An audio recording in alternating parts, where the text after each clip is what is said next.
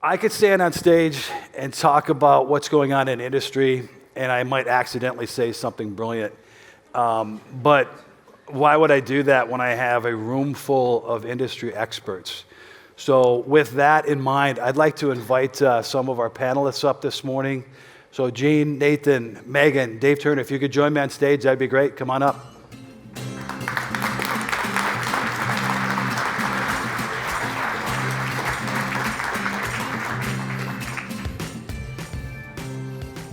Awesome. It's a great group. I was given some advice last night that if you're going to be on stage, pull up your socks. Good advice. So thank you for your time today. I appreciate it. We've got a little less than 50 minutes to go over some topics. One of the talkers in town, obviously the budget, right? I think we're under CR again until December 20th, no movement.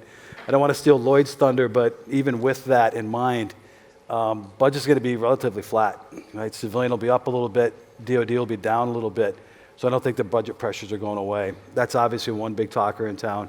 The other talker in town is the JEDI Award, right? Big news there. I think everybody and their brother, if you're a betting person, would have put odds on that that was going to head towards AWS. Clearly under protest, probably will be for a while. Arguably not the first time that award has been protested. But to me, I see this as a big sign in the government finally getting serious about moving to the cloud. What implications do we see or do we think we're going to see as far as the channel goes with these types of awards happening? Gene, I'll start with you. Sure. Thank you, Troy. Good morning, everyone. It's quite the lights up here. So, yeah. As far as the JEDI Award, I think overall what it means is that there's change coming, that there isn't one size cloud that fits everything that the customer community needs. If you look at what Microsoft did, they spent $1 billion investing in AI, and they're looking at that part of research and development. So that means a lot for all of us in the field to swim in to technology that fits that. What's most important about that is the tactical edge, being able to put the data at the edge for real-time accessibility and usability for mission priorities. They also spent $2 billion in research with AT&T to fix and work with 5G networks. So if you really look at the award, it isn't just a cloud award, it's really transformational that looks at everything from the data center and Azure all the way to the tactical edge. So I think there's a lot of change and open-mindedness across all of federal to start looking at how cloud is enabled more in a hybrid multi-cloud strategy from the edge all the way to the data center. Good input. Nathan, your thoughts? Yeah, and I know Troy had said we were supposed to introduce ourselves Oh, first. sorry. So Gene is an amazing strategist at Dell, but I've worked with her my entire career. I know you were at Sun before, but why don't you say a few words about yourself? Yeah, that'd be great. Just Well, let's do some introductions, and we'll come back to the It's question. not my first panel, Troy. Do you want to sit here? You're doing a great job. You told me make sure you introduce yourselves first. Thank you. Oh, I Please do missed that. Yeah. All right, Jean Edwards, Director of Strategic Programs. I have a team of business development folks across all of Federal, and I work for Dell Technologies and the Dell EMC Federal Business Unit.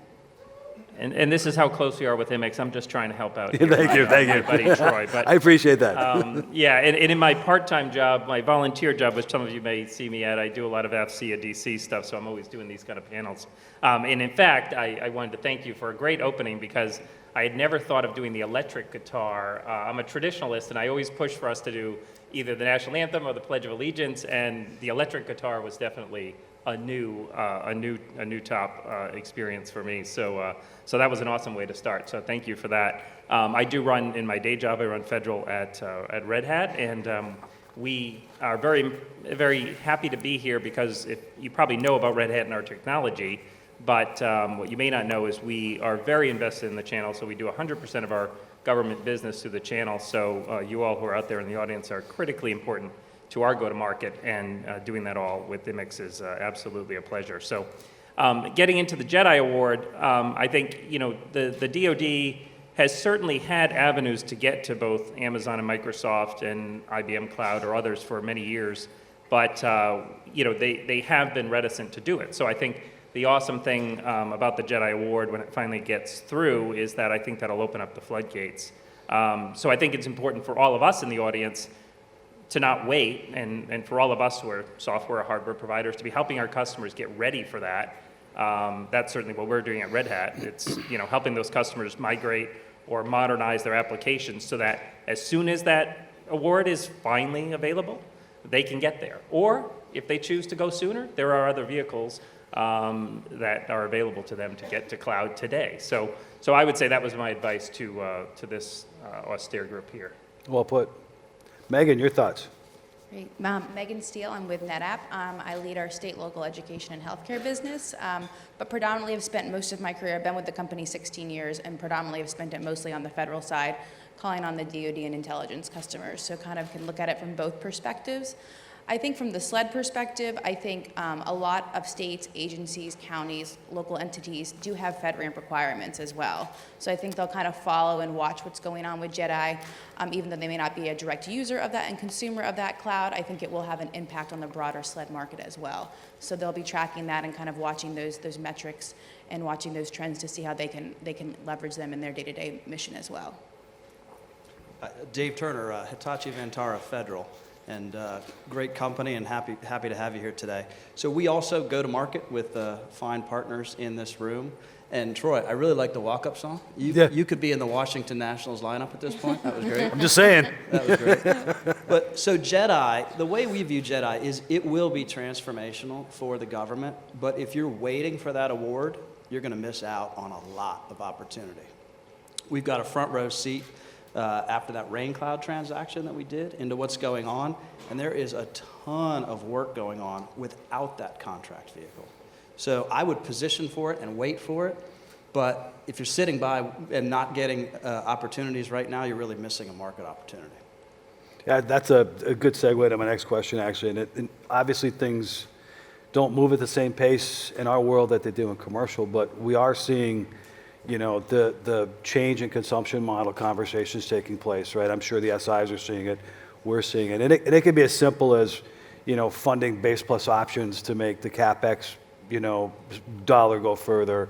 Or it can be, true consumption-based proposition. The question I would have on that, and what keeps me awake at night on this a little bit is are we ready for this? And are we doing enough to help our partners in the channel prepare for this? And Gene, I'll kick it back to you. It's a great question because consumption modeling really relies on finance models. And what you're looking at is the government now no longer really wanting to the assets, whether they're in the cloud or whether they're on-prem. They really just want to buy the service, and they want to buy the service use based on when they need it. So consumption modeling requires a finance backer, whether it's you as a partner or whether you're reaching out to a manufacturing organization, and it's a shared risk. So as a service changed everything.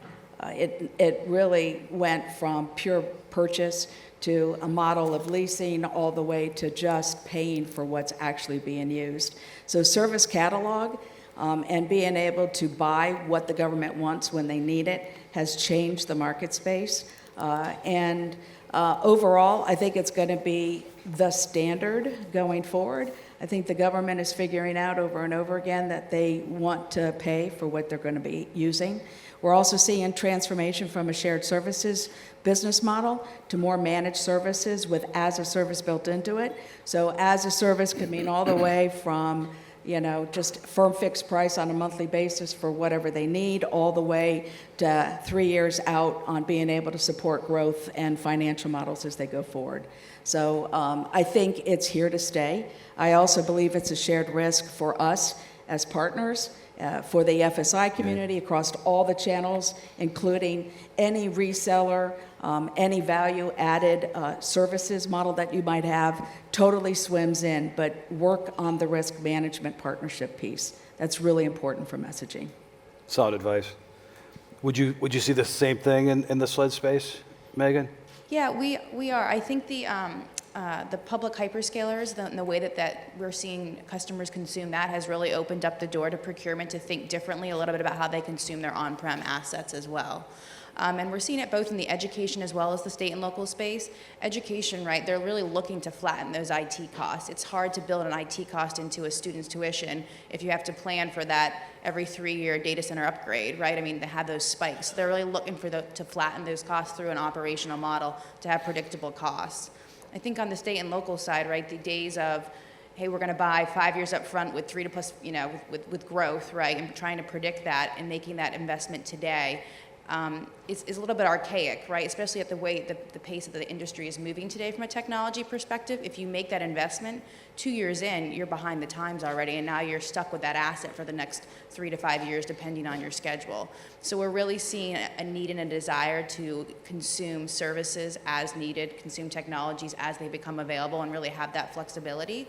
And I think that the thought process around how to do that in the public cloud has really led that. So from a partner perspective, I think you guys add a tremendous amount of value in those services, right? How do you empower a customer to move their data across that portfolio, whether that's on-prem or in the hyperscaler, right? That's a whole new world, and that's not typically a skill set they have today in their organization, right? So I think there's a ton of value for you guys to wrap some services around that migration and that architecture that they're building, as well as new opportunities around Kubernetes, containerization, right? Whether you're doing DevOps, all these new elements that they could really use your help within your expertise that you guys have that broad view on. So I think a huge opportunity for you guys as we build out these consumption models.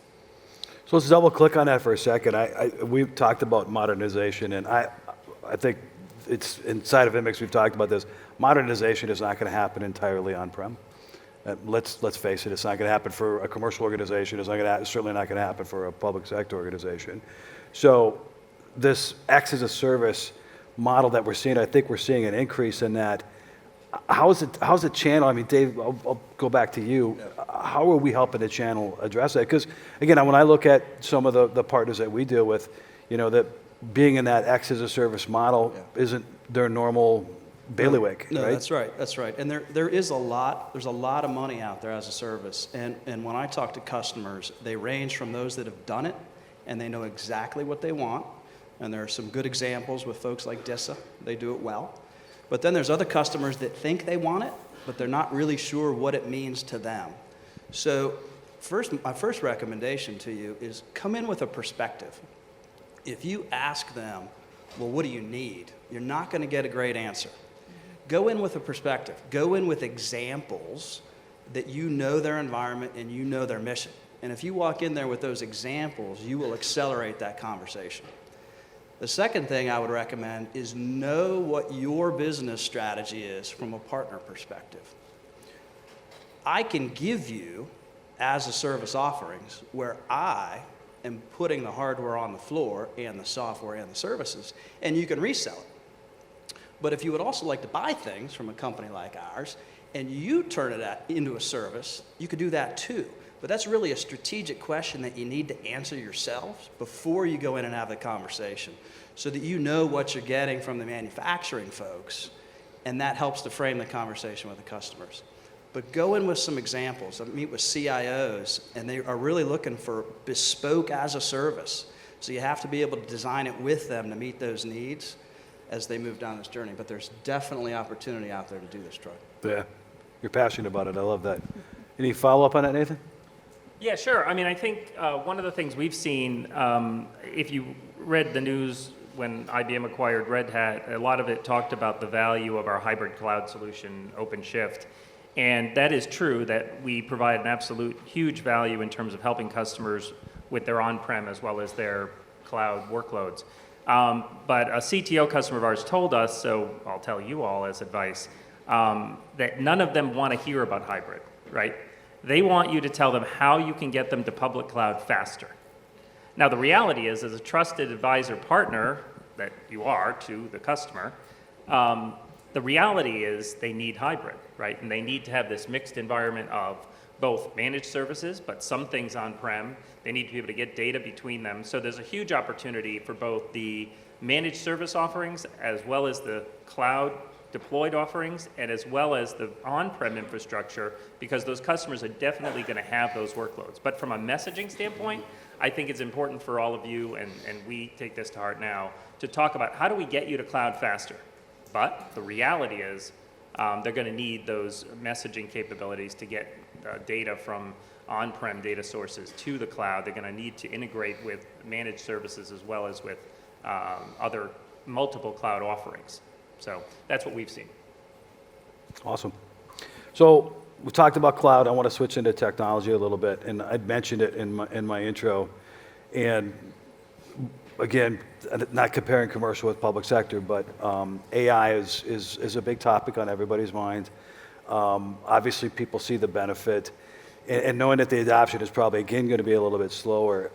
What's it going to take in our world, and I'll can pick on you, to take AI from this technology concept for the government to something that they can actually use?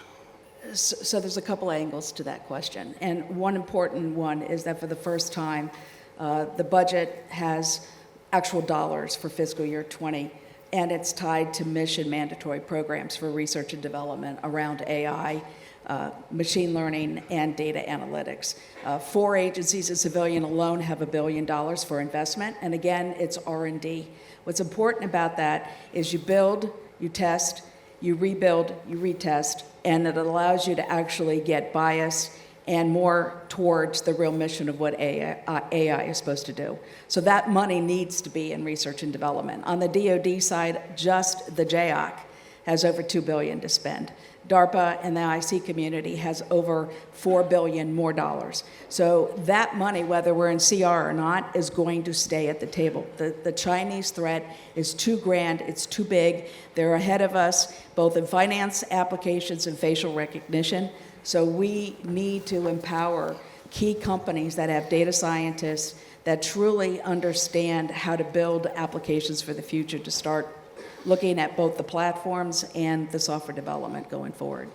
And I think, from my perspective, again, as you all building technology solutions around software enablement, you also need strong platforms that actually can use and leverage test. Whether you go to a test lab like we have in Austin, Texas, which we have a top 500 supercomputer, high-performance computing, AI system down there. We welcome the partner community to come, bring your customers, bring yourselves, and start playing, using, and testing the environment for your success long term. You have an opinion on the AI topic, Mr. Turner? So we all know that our customers, they don't like impromptu attribution, let's just say that. So the AI piece, it's moving, it is actually happening. One of the great use cases that we talk to our customers about is Disney parks. We've actually implemented AI/ML at Disney. I mean, think about a fun place to do that, right? Collecting data from Space Mountain on the edge, moving it into the core, up to the cloud, and figuring out their maintenance schedules. And we actually have conversations with our customers about Disney as a microcosm for a base, for a unit, things like that, and it is resonating. And Troy, it's happening. I mean, the conversation with Disney started less than a year ago, and it's in production today. I mean, everybody up on the stage has teams of data scientists. And we didn't have that a few years back. So it's happening a lot faster than one would think. Yeah, that sense that's moving a little bit quickly. Do we think that's predominantly the domain of the SIs as well, or is that also a channel play? Say that again? Is that the domain of the SIs, or is that also a channel play? I think that the channels can do it as well if you can find a supplier that can provide you that complete solution. But again, it's a strategic question as to how much of that you want to take on. As a channel partner, do you want to have a little bit of that integration? Do you want to take the best of the folks on this stage and offer it to your customer? That's a strategic question for you. But I would not be shy away from the SIs. I would go at it and bring those solutions to the customers. So there's a very big shortage on data scientists. And Margie Graves spoke last week publicly about how the government is actually putting an educational university together to train government employees on data science and in different disciplines. And they know that they have to build it. As a channel partner, understanding that university, understanding that talent that's out there, that should be your stakeholders in the future to start talking about AI solution sets going forward. So infrastructure has to be there, software has to be there, but you need the discipline of the both the customer that understands their business challenges along with data scientists to go do something with the data so that the data could be used to drive artificial intelligence. There's a lack of skill set, whether it's data scientists or any role in this particular topic, isn't there? So cybersecurity is a big part of artificial intelligence. Just heard Congress talk about having 300,000 short employees across all federal government. So they're also doing significant university training to help current employees and recruit industry back into government or into government from the beginning to learn and implement cybersecurity solutions. Sounds like a great opportunity. So sticking on the topic of modernization and technology, the cloud is awesome, great opportunities, AI is awesome, great opportunities. Had a rather heated debate last night at dinner around the topic of DevOps. And DevOps to me is, not just an application of technology, but it's a change of philosophy in how you manage and deploy your assets to drive agility. Not necessarily the profile of the customer that we're serving these days. And I'm going to start with you on this one, Nathan. DevOps, is it becoming a reality for our marketplace, and are we seeing success in it? It definitely is a huge reality. In fact, in the last few weeks, we saw one of the first solicitations come out from the Air Force that focused specifically on a DevSecOps platform. When you look at AI ML, when you look at a lot of these different newer capabilities, the requirement is for a faster time to market, faster iteration of the cycle of development. DevSecOps enables that. So we talk a lot about security in that, so the dev, the ops, but also the security. One of the accelerators even to cloud adoption or to AI ML capability is if you can build a very good pipeline and framework around your DevSecOps, and you're pulling in the security people, you're pulling in the users very early in the actual development of that capability, you're going to have a more confident deployment option in public cloud or in a variety of different environments. So I think that DevSecOps is actually a mechanism to enable faster cloud deployment, to enable AI and machine learning. Yes, the talent, people don't wake up knowing how to do DevSecOps, but what we're finding is it's very exciting and easy for us to go in and help those customers apply some tools, apply some new methodologies. But the reality of DevSecOps is you need the legacy folks. You need the folks who understand the mission, military applications, the legacy messaging, the legacy data sources. All of them need to be a key part of the equation. And actually, by including security earlier in the process, they get more excited to be a part of the process. You can have more of a continuous approach to security, and they feel like they're more connected to the entire development process. So I think it's actually a transformation, but it can be done incrementally, and it can be done with a lot of the talent that you all folks from integrators or your partners definitely have in the workforce today. So there's a real opportunity for some of these agencies who have, serious emotional attachment to their applications to drive into this. I've said this example 1,000 times, but I'm going to say it 1,001. Typical Fortune 100 entity has 100 to 150 applications that they deploy. The U.S. Navy has 3,000. So is that the profile of someone who's looking for this rational or radical change around DevOps? So for DoD, they actually have to change acquisition reform so that they can buy software and software purpose to build security built into the future applications. They also, with cloud enablement, need to be able to package those applications in the future so that they're containerized and they can move around to any platform, any cloud, based on service, cost, or whatever the government needs in downstream positions. In Homeland Security alone, there are several software factories that are being stood up by the FSI community. They're already awarding massive contracts to the FSIs to build software factory deliverables around DevOps. So from the channel aspect, you guys are all in the supply chain to the FSIs. I think it's really important that you go back into your business models, look at your supply chain, and find those FSIs that are building DevOps or DevSecOps applications and help them. Because as they modernize these apps, infrastructure modernization is critical. Software, category management is critical. So everything that's pretty much probably the baseline of your business models today absolutely fits into this transformation going forward. Well put.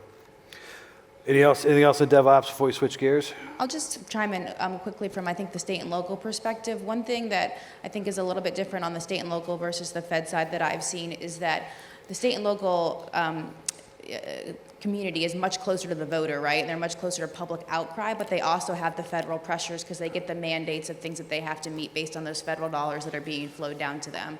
So they have to be a little bit more agile in terms of markets that will kind of pop up overnight, so to speak, right? If you think about it, a couple years ago, we weren't talking about, fortunately, right? But now it's a reality of video surveillance in schools and doing the analytics around school campuses or in major cities, or looking at sensor data, right? There's a huge push on sensor data from a transportation system perspective. How do you build that smart city? And they are a little bit more agile and reactive to that because they're just a little bit closer to that voter. And as you see consolidation across major cities and states, the ability to meet that agency demand, to build that new application or build that new need, that's the new requirement that's coming either above or below them, I think DevOps and the ability to be that, to induce that agility into your environment is critical. That's where we see it being used specifically in that market. So I think that's where we'll see the push there in order to be able to get the services to the citizen or to the student much more rapidly.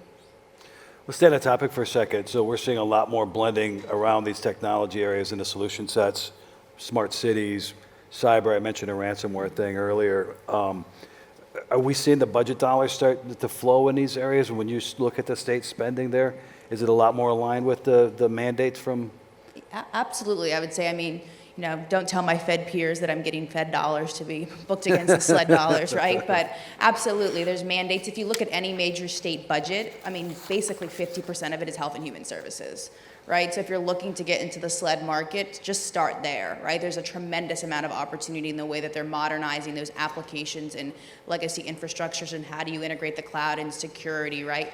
Ransomware, Troy just mentioned, huge, right? I mean, you can't almost open the paper on a daily basis without seeing a new city, state, educational institution that was hit by ransomware. There's been some really kind of wild coordinated attacks across the U.S. as well. So that's things that they're looking at. But there's definitely dollars flowing that, again, they come up and down, and I think that they're looking at how they can most readily meet those demands, right? A new one that we're just starting to address is some of the requirements around criminal justice, right? And we're in an election cycle, so what's important, right? And a lot of the candidates that come up for political election at the national level start somewhere within the local level, right? And so then you'll see something become very important to them at the local level because it puts them on the national stage, right? And so you kind of have to watch those dynamics really closely, but money moves pretty fluidly across the space in SLED. Thanks, Megan. Speaking of money and how it's spent, and again, maybe not the sexiest topic to talk about, but we, on our side, and I mentioned it in my opening remarks, this has been a big year for some recompetes, right? We've seen, the NetSense 2 get recompete. We've seen ITES. There's been a host of BPAs that are awarded, but there's one area of spend that's happening right now that I don't know if everybody's paying attention on it, and a lot of money is being spent on that, and that is on other transaction authorities or OTAs. And these are being done outside the FAR. Seems like there's a lot of money being spent there. I sense that you give an inch, they'll take a mile, that there's going to be more on that. Is this a topic that you think, I'll start with you, Dave, is this a topic you think about or hit your radar? So being involved in the RainCloud transaction, we know that OTAs can giveth and then they can taketh away. But it is a very important thing to be aware of. I tell our folks and our channel partners, what you want to do is you want to get to the point where you have presented an idea or a solution to your customer and they say, how do I get to you? And for some of these innovative things, there isn't always an existing vehicle to do that. And OTAs are a way to do that. Gene mentioned earlier the Chinese threat. That's another thing. These things have been around for decades. The authority has been around for decades, but it's only being used now because folks have turned their attention to it. And it is a global competitiveness. There's an aspect of that to it. We can't go through a 3-year procurement for something that we need right now to look at a global threat. So if you're not paying attention to it, I would encourage you to. And we found customers that 6 months ago couldn't spell OTA, but now they have figured out how they can actually use them to achieve their procurement objectives. So I'd spend some time, get smart on it, and then present those options to your customers, because I think you'd be surprised at how well versed they are on how to use them. Gene? So if, as a community of channel partners, there are 33 consortiums focused on OTAs, 33. 31 of them are active. If you're not a member of that consortium, you will not have access to the procurements downstream. So the coaching I offer you is if you're focused on Army, or you're focused on border management, or you're focused on naval security, there are consortiums assigned to each one of those missions. And as a result of being a member, you'll not only participate in thought leadership, you could shape an OTA downstream, and you'll have the immediate accessibility to those RFQs, RFPs that are coming out as a result of what the government needs for. What's really great about OTAs, it could start out as R&D, you could test, you can fix, and if it really works, they will move it into a deployed production environment without recompeting it. So it's definitely something for this community to go look at. I bring it up because it's top of mind for us. Capture in general is top of mind for us, and I think that is a role that IMIX needs to play, right, in helping the partners in this space with OTA. So we are working on going after those consortiums. It's a little bit of voodoo around how this stuff gets done, but again, I think there's definitely a role to play for us. So again, on this contracts and sourcing topics, and something that we're seeing more and more on all of these recompetes and these contracts, and just in general, right? We're seeing this inspection around secure supply chain, this talk of, approaching a zero trust framework. The NetSense recompete had Scrum plans down to the participating dealer level. They had ISO certification requirements, stuff that we haven't seen before, arguably stuff that we probably should have seen before, but it's really getting pressured on.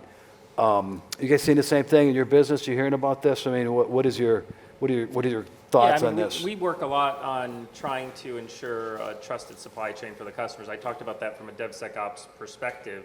Obviously, Red Hat develops in an open source way, so the customer needs to feel confident that the software they're getting has actually gone through the right the right kind of rigor at the point where it's being certified and supported by the customer. So I think it's on us to help them build a very secure supply chain at the software level, so that when they move to cloud and when they move to other environments, they have that built in from the start. So Kubernetes and other things help to build that infrastructure that Megan and others mentioned. But I think when you look at the process around it, we then work to certify the software, accredit the software with the customer, and I think we have to be advisors to them to say, that's the reason you use this ecosystem in the room here, and that's the reason why you don't go download open source software from a variety of websites, right? You work with your trusted vendor partners that are here in the room to figure out what are those secure platforms on which I can build a very good and more secure but faster time to market for the application development. Dave? Yeah, so we're seeing it more and more, and for good reason. You don't want that supply chain tainted. I know that, if you think about some of the locations where we put our solutions, be they software or hardware, those are very sensitive, and so you can't have that supply chain be compromised in any way. But from a partner perspective, you're in a tough position because you don't have visibility into what we do and how we maintain that supply chain. So I would encourage you to have an open conversation with your OEM partners to make sure that you understand it, that you can communicate it to your customers, and put the onus on us.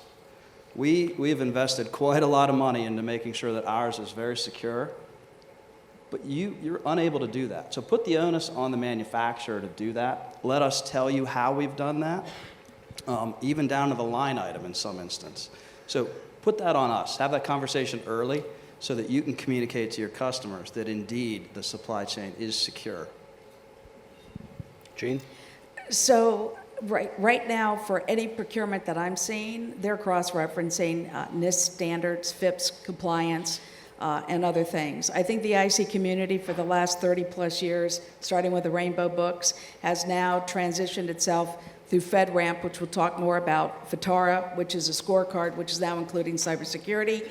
So it's really important that as you're working with industry manufacturers, that we enable you all with our documentation to show that we are on a product approval list, that we are following NIST standards, that we are, tracking to NIST 853 compliance for security requirements. So we're investing in that to enable your success on delivering your solutions to your customers.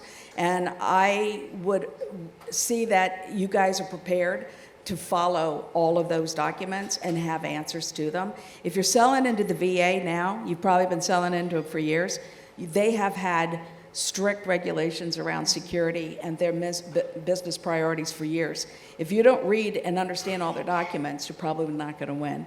So I think that's trending. The other thing, too, is secure supply chain. When it comes to software and product, they want to do risk mitigation. They're asking the companies to identify and be able to stand up and do remediation if there are problems with the software or the products. So again, the companies that are manufacturing the technology need to prove to you that we can comply with the standards that you're going to start seeing more and more going forward. It's not just about counterfeit goods, right? It's so much more encompassing than that. And the one thing I'd say for the partner community is that, the SIs who you would think would have it down are struggling with this as well. So again, going back to what is our role in the marketplace, this is something that NIMIX needs to help with. This is something that we need to work with you on scrum plans or remediation and global supply chain and deployment and all that kind of stuff. And that's one of the benefits of being owned by Arrow that we get out of that. So you talked about something that we're reaching the 5-year mark on FITARA. And the scorecards are out there. But again, only in this world could you actually get a score of an F+, which I don't know what that actually means. But is this still relevant? And I'm asking kind of a tongue-in-cheek question, but is FITARA, are you spending time on FITARA, Gene? So we do go to congressional hearings. Yeah. We do go up on the Hill. FITARA is still talked about. But what happens with FITARA is it's an evolution. They're now adding cybersecurity regulations to track. And if you start looking at the metric for money, you've mentioned F+.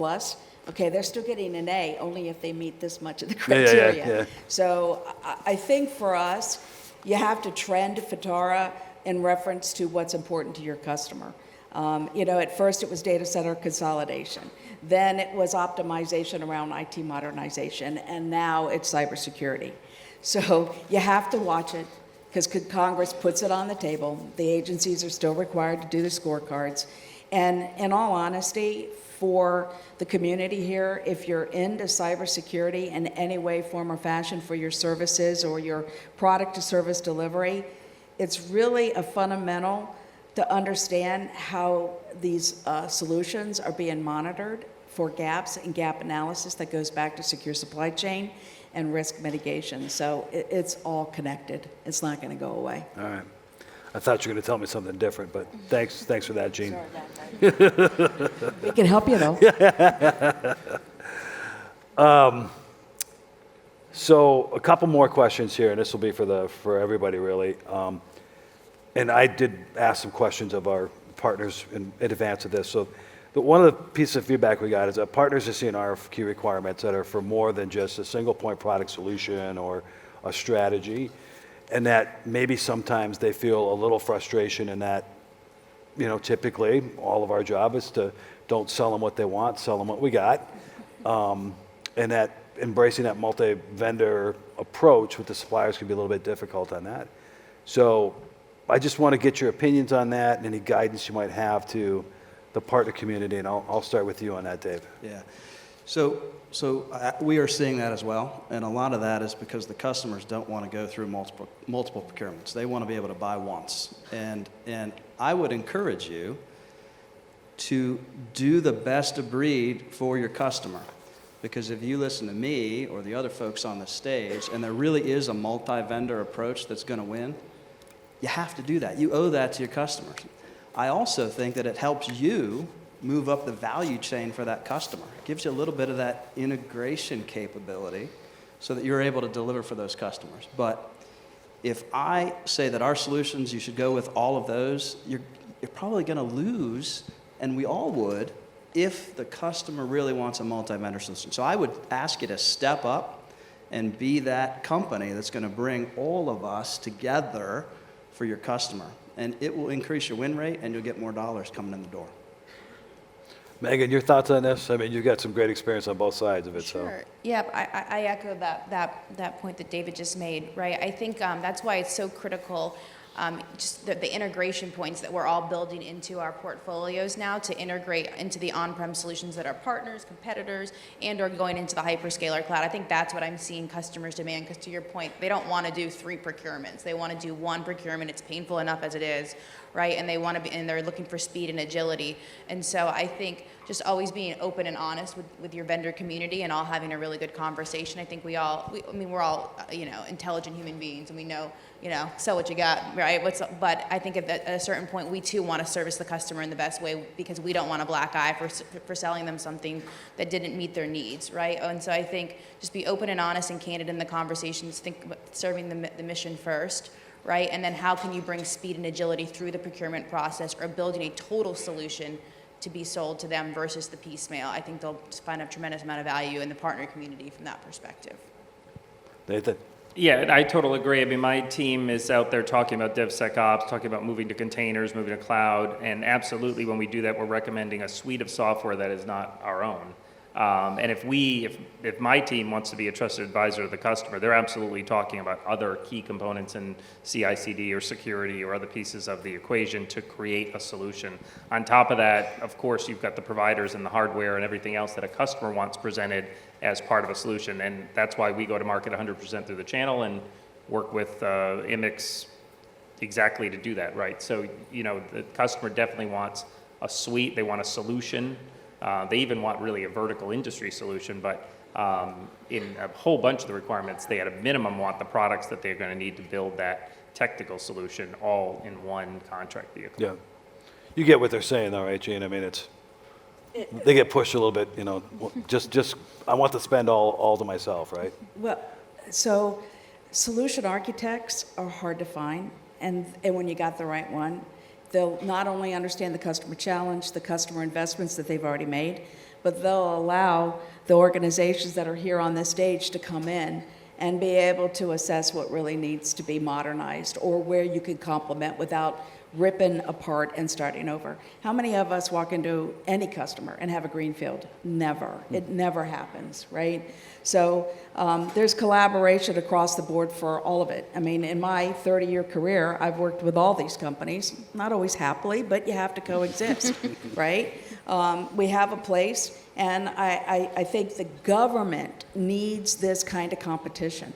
Why? Because we're better, either working together or working against each other to address gaps that further extend the business. So I guess my recommendation is leverage a solution architect who can control us to bring what you need to the table, instead of one company thinking they can do everything, because that's never true. Well For put. the record, I've always worked happily with Jean, even if she wasn't happy. That's a true statement. All right, I've got 2 more questions here, and 1 more from the partners, and it's a really hard-hitting journalistic question, so be prepared. What keeps you awake at night? Well, last night it was coming up here on the stage and answering your questions, but I saw oh my gosh, how many? We're almost there, Gene. You're almost there. Have faith. In all honesty, I think it's hard to go to so many events and gather all the right information, and also know your customer, and also know your other partners. And hit your number. And hit your number. So I think, Troy, you said it, as a leader and a sponsor of so many companies, there might be a higher expectation, and we need to find a way to make you and your organization very successful. You're getting a hug later. Yeah, I hate this question, but technically, my elderly dog, I guess, keeps me up at night sometimes. In terms of the market, I guess, pace, especially when you look at containers, you look at DevSecOps, you look at the areas we're playing, it's so fast that you can't train your team to be ready for what's next. Everybody has to be just very observant of what is happening in the industry. They have to be very aware and consuming knowledge on a constant basis to be relevant to the customer. So that ability to train on products and get people ready to go out and then support the customer, the pace is just so fast now that everybody has to be learning every day. So that's really, I think, the key for this market to do is everybody needs to be just very ready to have relevant conversations with the customer about something that just got launched yesterday. That grows every day, too. Yeah. Yeah. So It's that's- accelerating. Yep, I would echo that. I think just keeping up with the pace of technology and the pace of change, operating at cloud speed, right? The agility that's bringing into the market is demanding of the rest of us to be able to keep up at that pace. Beyond that, it's just from the security perspective, it's like those guys are just getting smarter and smarter every day, right? And so how are they going to pivot and find a new opening somewhere within the technologies that we have out there today to potentially, bring harm to our nations and to our states and cities' missions, right? And so I think making sure that we're continuing to drive that and pushing our companies and really bringing back, I know personally bringing back this feedback from this market to Silicon Valley, to making sure that our companies are addressing the needs of this market and continuing to make sure we have that voice at the table is a big focus of us right now I think across the market is super critical for that, right? So continuing to do that to ensure that we can to protect these guys and the mission that they serve. Good stuff, Megan. So I sleep pretty well at night. Yeah, you do.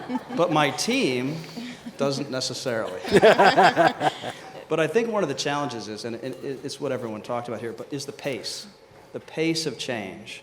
If you would have asked the X as a service question a year ago, Yeah. we would have said yeah. that we don't do it. Yep. But we've actually got 2 active procurements right now that we've had product releases during the proposal development phase. And so the pace of letting this room know what the latest and greatest is really a lot of effort, Troy. And if we don't do it, if the folks on the stage don't do it, you're not going to have the best of. The government procurement process is sometimes inelegant, but we have to make sure that we're quick to give you that information as to what's changing. But literally inside of a 9-week cycle, things are changing, they're improving, and the value that you can offer your customers is advancing. So I guess you should demand that we be extraordinarily efficient in how we communicate those changes to you. Extraordinarily efficient. And tell us how you want to hear them. Tell them how you want to hear about these changes so that you can go to market adequately. I mean, this is a great event, but I know that the constraints on your time are large. So tell us how you want to hear about it, because it is changing for everybody on the stage pretty rapidly. Great. All right, final question. We talked about it. Again, I mentioned it. The buttons are out there. Everybody's talking about our program, OnRamp, which is all put together to accelerate the FedRAMP process. FedRAMP remains a requirement. It remains complicated despite everybody's best effort to simplify it.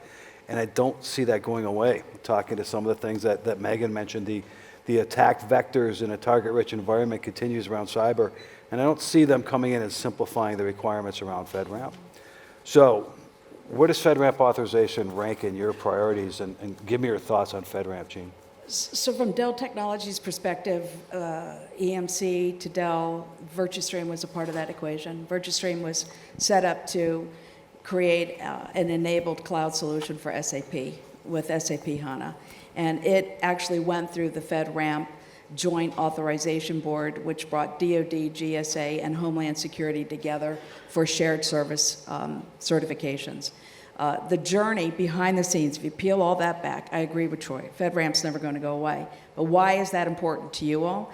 Because it has a fundamental standard around security.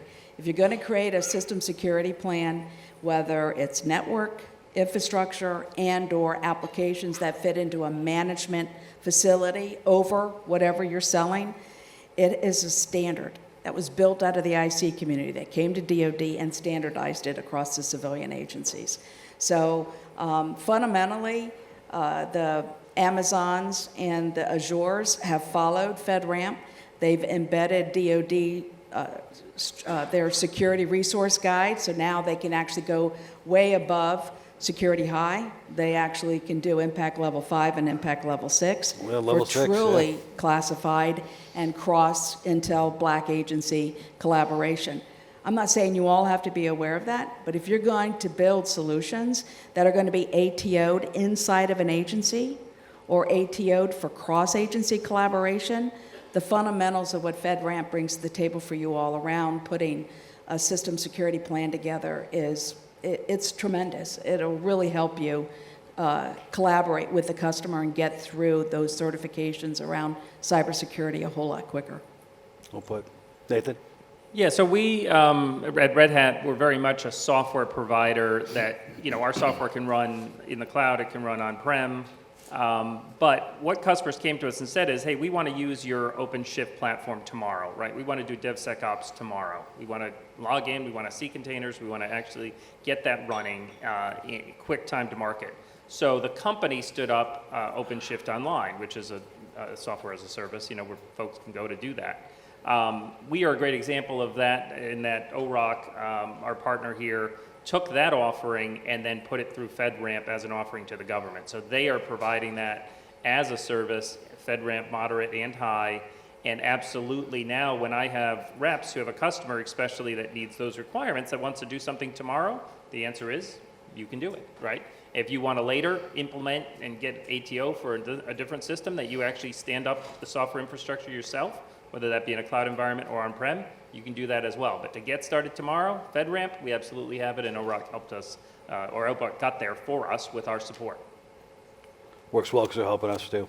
So I can see we're running low on time here. I want to take an opportunity to thank you guys today. I really do appreciate it. And I finished on the FedRAMP comment for a reason, and if we could roll a video, that'd be great. Thank you very much.